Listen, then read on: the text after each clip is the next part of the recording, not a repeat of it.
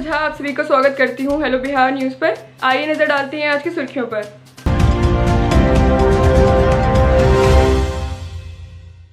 भारत में कोरोना के आंकड़े।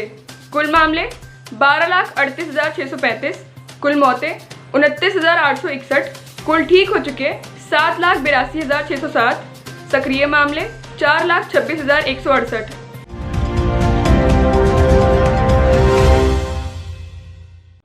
भारतीय वैज्ञानिकों का भी मानना है कि वायु प्रदूषण का कोरोना की उच्च मृत्यु दर से सीधा संबंध है। हवा में प्रति घन मीटर 1 माइक्रोग्राम पीएम कणों की बढ़ोतरी से कोरोना से मृत्यु का खतरा 8% तक अधिक हो जाता है।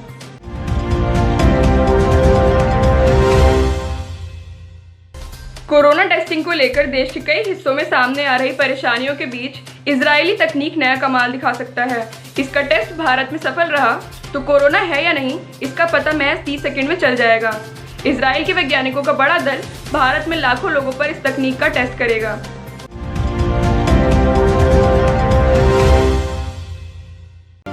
असम और बिहार में बृहस्पतिवार को बाढ़ से स्थिति और भयावह हो गई।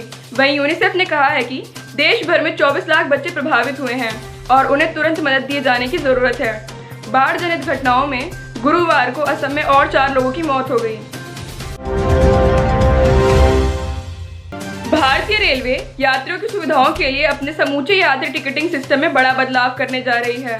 रेलवे की आरक्षण प्रणाली में आमूलचूल बदलाव करके आर्टिफिशियल इंटेलिजेंस आधारित सिस्टम तैयार किया जा रहा है और स्पर्श रहित चेकिंग के लिए QR कोड आधारित टिकट प्रणाली लाई जा रही है।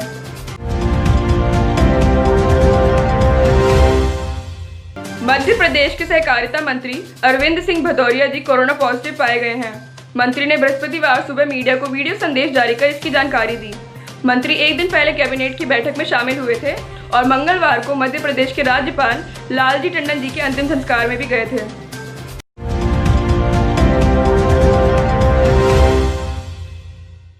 मध्य प्रदेश में कांग्रेस पिछले हफ्ते 2 विधायकों के इस्तीफा देकर भाजपा में शामिल होने के सदमे से उबर भी नहीं पाई थी कि गुरुवार को पार्टी विधायक नारायण सिंह पटेल जी ने भी विधानसभा की सदस्यता से इस्तीफा दे दिया। यही नहीं, शाम तक उन्होंने भाजपा का दामन भी थाम लिया। राजस्थान के मुख्यमंत्री अशोक गहलोत जी ने बृहस्पतिवार को कहा कि राज्य में पड़ रहे केंद्रीय एजेंसियों के छापों से वे घबराने वाले नहीं हैं और न ही उनका मिशन रुकेगा। भाजपा की नीतियां हो या सिद्धांत देश को बर्बाद करने वाले हैं। ये फांसीवादी लोग हैं, लोकतंत्र की हत्या कर रहे हैं।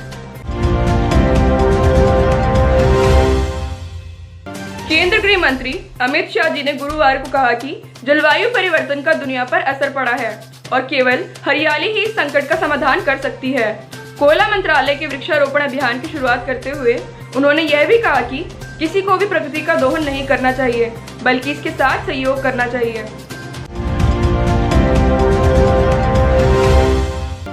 भारत विरोधी गतिविधियों में शामिल लोगों पर भारत सरकार ने बड़ा कदम उठाते हुए उन्हें ब्लैक लिस्ट में डाल दिया। अमेरिका में एक पाकिस्तानी और भारतीय मूल के 2 अमेरिकी नागरिकों को भारत विरोधी कथित गतिविधियों में संलिप्त होने के मामले में सरकार ने उन्हें ब्लैकलिस्ट कर दिया है।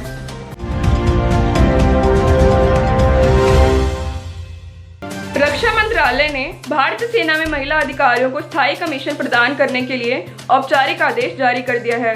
इस प्रकार सेना में महिला अधिकारियों को बड़ी भूमिकाओं के निर्वहन के लिए अधिकार संपन्न बनाने का मार्ग प्रशस्त हो गया है।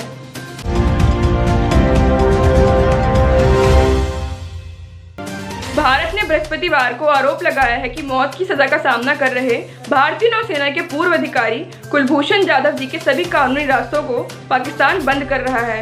विदेश मंत्रालय के प्रवक्ता अनुराग श्रीवास्तव जी ने यह भी कहा कि पाकिस्तान ने इस मामले से निपटने में उचित रुख नहीं अपनाया है।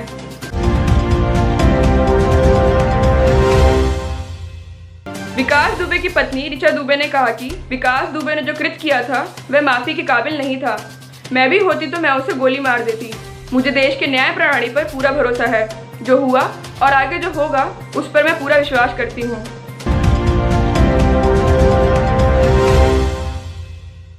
उच्चतम न्यायालय ने बृहस्पतिवार को कहा शराब आवश्यक वस्तु नहीं है और इस टिप्पणी के साथ ही उसने मुंबई में शराब की दुकानों से इसकी बिक्री की अनुमति देने से इनकार करने के उच्च न्यायालय के आदेश के खिलाफ महाराष्ट्र वाइन विक्रेता संघ की अपील खारिज कर दी।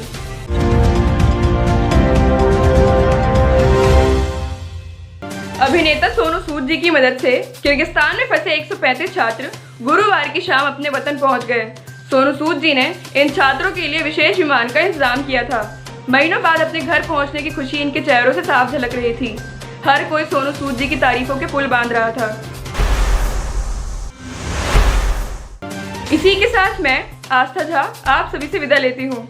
कल फिर मुलाकात होगी कुछ नई खबरों के साथ। तब तक के लिए अपना और अपने परिवार का बहुत ख्याल रखें। आशा करती हूँ आपको हमारा न्यूज़ प्रोग्राम पसंद आया हो। इसे लाइक एंड शेयर ज़रूर करें। धन्यवाद।